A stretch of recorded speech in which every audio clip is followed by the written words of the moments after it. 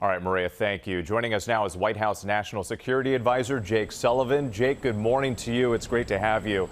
So we saw a different side of you yesterday, getting emotional talking about those difficult discussions behind the scenes. And then overnight, you witnessed that special moment. I wonder, what was it like watching those Americans step off the plane on U.S. soil? Well, it's really hard to describe because it was such a human victory. 3 innocent people reunited with their families, their loved ones. Getting to see that was just incredible. But I think it was also a victory for our country. This was the United States of America at its best, working with our allies to bring our people home safe and also to help free freedom fighters, Russians who have fought for democracy in their country and who had been thrown in prison for treason or worse. To be able to be a part of that was truly one of the most extraordinary honors in my life. And the Americans, how would you describe their conditions? How are they doing this morning? They were very upbeat last night, and I'll leave it to the doctors who will want to give them a full physical workup out in San Antonio where they were taken, where all of the unjustly detained Americans who are released get taken. But they certainly look to be in good spirits and positive, and of course anytime you get off a plane and see your loved ones there after such a long time, it's going to give you a real boost. And as you know, this deal incredibly complex. 24 prisoners, half a dozen countries. When did you know it was really going to happen? And what was President Biden's role? Well, to be honest, I knew when I got the call that said the exchange was done. Before that, I thought something could go wrong. But the deal had been in the works for weeks, and in the closing days it became more and more likely that it was going to happen, but I didn't know for sure until it actually did happen. President Biden's role, simple. He did it. He did this deal.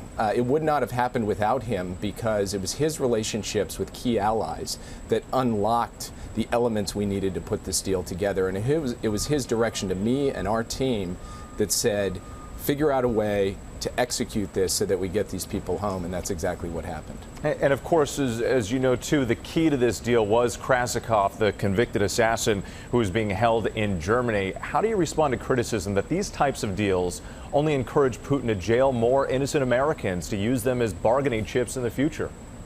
Well, first, we've actually looked at the evidence of this over the last 3.5 years. And if you go back to the beginning of the Biden administration, there were a lot more unjustly detained Americans and hostages held overseas than there are today. We've done deals to get 70 Americans out, and we haven't seen another 70 Americans taken. Could that change in the future? It's possible. These are the risks that you have to weigh when you make hard decisions like the president did to get people home. But we think in the cost-benefit analysis, it made sense to do this deal because America gained and innocent Americans are home free and safe. And speaking of those tough decisions, what about other Americans still in Russia, like Mark Fogel, the teacher serving a 14-year sentence, his family calling it wrong and unacceptable that he wasn't included in this deal? What are you doing for him and others? Look, we fight for every American to get them to be part of deals, to get them out. We can't always get every person out at the same time. We've seen that before in Russia. Paul Whelan, we were unable to get out in previous deals. We got him out here. And what I can say, and I said this at the podium yesterday, I am personally working on that case, and I'm going to do everything in my power to see Mark get home. Former President Donald Trump and some of his allies have questioned what the U.S. may have given up in return for these American prisoners. Could you just clarify for us whether anything was offered to the Russians beyond the prisoners in this exchange? I will happily clarify that nothing was offered to the Russians beyond the prisoners in this exchange. That's it. That's the only thing that was offered. And to the criticism of President Trump, Paul Whelan was taken by the Russians when President Trump was president. Joe Biden got him freed.